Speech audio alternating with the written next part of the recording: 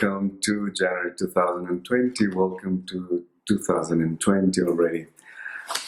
This year has been so much speculated and forecasted that I also decided that I will focus only on each month as the year goes by, and I will use the same structure that I normally use with 3 cards. And one thing that is very important, I think, to mention here is that I've observed, and I just was reviewing also the other readings that I've done in the last 3 months, and we've always been presented with the energy, one of the energies that is also present in January. The difference is that the place where it has appeared is different, and I think even it has a slight different meaning, and or maybe the focus of the whole of all the meanings that it can have, of all the aspects that it can englobe. It is more specific this time in one particular aspect, and I think it's very interesting. Just to tell a little bit more about my own process or my own preparation, I think, and I think we all will going through this while if you were reading the monthly intuitive. There's a group of, I think, of people, quite large. I think some of the people who I'm speak with while I'm doing these videos or podcast, some people around me as well. And we were preparing in a way of letting go of the old paradigms, in ways also in letting go also of self-identity, that we have kind of an ego that we have built basically to be able to work in a world that was living also in those old paradigms of control, of feeling disempowered, and of needing also to have an authority to validate our worth, let's say, in a way. So all that is changing, and all that has changed also in the last, I think, since 2012, that we saw probably the biggest amount of search and growth and emergence and all that, conscious emergence. We are looking also at this year. We are going to see a greater growth of consciousness, probably in larger more numbers of people. I'm not sure that if that is correct, or it's just about the deepening of the consciousness and the awareness and the being able to actually master what we have actually now become conscious about, and how we work, how our world is built, and how this reality actually can work for us, so that we are not anymore enslaved or disempowered or being controlled. So in the last 3 months of the year, I saw also that we were all going through these. The shadow self, let's say, was kind of coming. It was coming back every time. It was really bringing back some emotions and some memories, probably. So even some things aspects that we were thinking, that we thought that were already sorted out and solved. And we thought that we had dealt with that years ago. They were coming back again, and I think that was very interesting. Very interesting because it was again a deeper going into the same subjects, and so that normally signals that we are going to go through a growth when you go back to the same places where we had, for instance, some wounds or some conflicts, and we are going to resolve them in a deeper way so that we can go really to the next step. Anyway, if we start with this new reading of January 2020, the first card I was very happy to see the card of Aleph Final. And Aleph Final is always talking about this, about a big cycle that is ending. And especially when the cards are final, they really mean, they really talk about cycles that are completing, or cycles that are actually beings beginning. So it depends where, and there's always a beginning and an ending right before. So in this case, there's a beginning, there's a long journey that has ended. And as I said before, we were really getting ready, we were really getting prepared by life to get ready to this 2020. And this year we are now ready to start this new journey, this new era. And as also Aleph is always talking about unconditional love, and it's also related to the Christic consciousness, to the Christ consciousness or the Christic energy or the Christic light. So basically it's based on unconditional love. And if you think about it, this is also talking about the second coming of the Christ, but not probably the Christ someone incarnated, or could also be talking about that, but also incarnated in us, in each one of us. So we are holding this Christ light in our hearts, we are holding this Christ energy in our bodies, and we are embodying it, and we are actually not, I mean, you, me, and many other people who's working on this awareness, is not that we are special or that have been chosen or something. We are just, we are just the one who agreed to actually do that. And we are very excited because it's also the first time that this is possible in the life of humanity. So we are going to hold this life in a deeper way.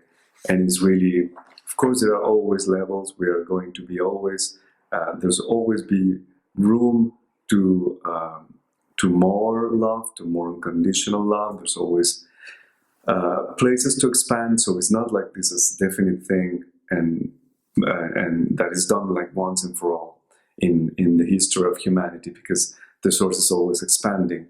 But what I mean is that in the perspective of the whole times of humanity, this is a particular point when we are asked to embody this consciousness, this Christ consciousness. And this is what Aleph is talking about. And this is a number one, so it's really a beginning. This is a start point. And the card of Aleph is also the card 28, which if you put 2 and 8 is 10, which is also the radiant body. So it means sovereignty. So it's the master sovereignty, one who knows how to work with the universe, how to deal with, how to know that the power is not the power over others, but it's the power that we have inside to create. So it's really the power of creation. And there's also about the 2, it's about relating with each other. And the 8 is also about the union of, so if you see the number 8, so they cross in the middle, and it's really the union of the spiritual world and the material world. So it's really they all coming together. So it's really very exciting. I think I think it's really important that we stay open also for whatever is the shape or form in which this reality takes place, so that we don't fix ourselves if we maybe have pictured this utopia that was going to happen in a certain way, or another one, then it doesn't happen, or we see some conflict or some chaos, and then we get worried. It's going to happen in the best possible way. The universe is taking care of that, and we are all co-creating this. So Aleph is there and is heralding this new age. In the second letter, we have always the card that helps us, or that gives us advice on how to deal with that, how to navigate this month, what can we do. And Lamed is always talking about, well, in this case, it's talking about forgiving. That's a word, forgiveness. And I would say that is more than forgive someone, it's also about letting go. So if you have lived, or if you have carried some wounds about people doing this and that to you, or someone wronged me, or and I have this kind of constant pain that someone did that to me, Lamed is asking you to let go of that. Lamed is asking us also to look back and look at that as if it was done to someone else, in the sense that the other person was also playing a role to play that wound, let's say, for us, so that we can see that and we can feel that, and then we can heal that. But we have to also recognize that the other was playing a role, and that by, let's say, by the law of attraction, if you want, we were a match. The other one was probably the victimizer, and we were the victim in this case. So there's really no one was hurt. There was no one there to be hurt. There was no that the real purpose of that action, those words, or whatever was had happened in that moment. So Lamed is actually also asking us to let go or get out of the blame game, because it's really important.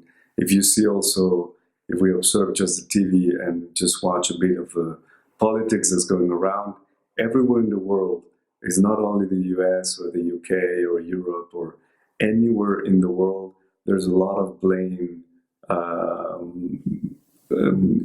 fingers point at all the time. There's someone blaming someone, and no one is taking responsibility. But it's this game. So in order to let's say unplug ourselves from the game, is really an idea to let go of the thing, let go of the hurt, let go of the feeling a victim, let go of feeling that somebody has done wrong to me. Another thing that could be important to look at in this month would be to see if you have probably some expectations about yourself, that you are actually holding yourself against that.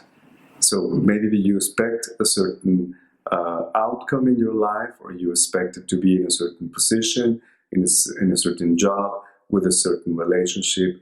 You expected probably your life to be in a certain way at this point in your life, and you're probably blaming yourself again. So it's the same thing of the blame, but it's with yourself. You're blaming yourself for not being in the place that you thought you would be or you had to be. So it's time also to let go of that, because if we are holding on so tight to that idea, to that ideal, we are also losing ourselves, or not giving ourselves the space to have to open up to a new opportunity that is going to come our way, to what really is waiting for us, because we are still holding to that thing that we thought we should be, or we should have.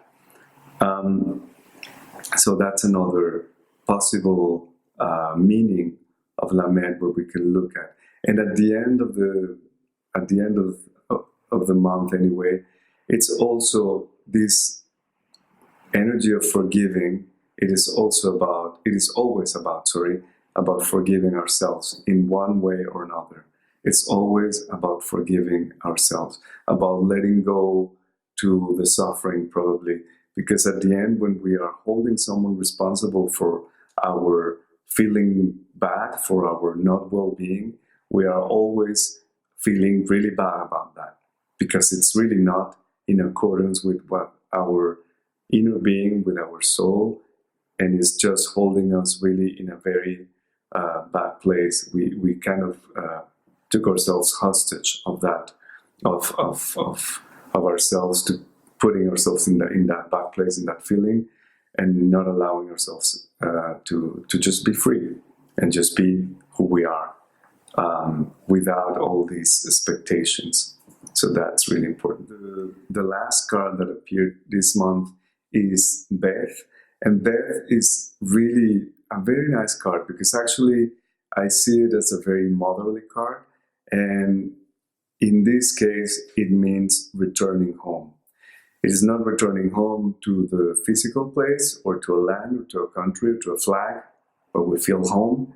It means really to come back home into ourselves, to really come back to that eternal home, which can be found in the connection with our divine self, in the connection with our soul, in the connection with probably with our purpose also, with our divine purpose. Whatever that is, even that if that is just being joyful and being joyful for you and for others, that is also a purpose. So whatever you feel that is your divine connection, this is going to be happening at the end of the month, or throughout the month, probably at the same time, because normally these things are not so linear as we kind of portray them when we are talking about them.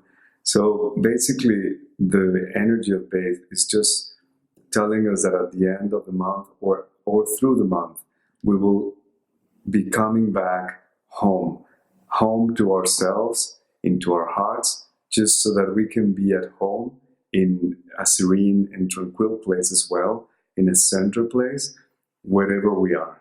No matter if we are in a different country, with people that we don't know, no matter where we are, we'll be able to find that deeper connection with our divine self that is coming home. Because that part of ourselves will never, ever, in all eternity, will be different or will be modified or will be affected by anything that we have lived. So we can always come back to that place. And through this process, and if you look at this, it's just a process of unification through the forgiveness, the letting go of those wounds, of those maybe conflicts as well, and finally coming back to listen to that inner voice. So, of course, within the reading of the month, you can hear, or you can hear pieces of that, which applies always to any other month. But it's just like when we are doing a reading, there is probably a pattern or an energy that is maybe more easy to grasp for us. It may be more easy to access in that month. And this is what is signaling also for us this month. So I wish you this month that you really find this peace and this serenity of returning home, returning to this eternal home inside of yourself, and that you have a wonderful January, a wonderful beginning in 2020. Thank you very much for being here, and I see you next time. Bye-bye.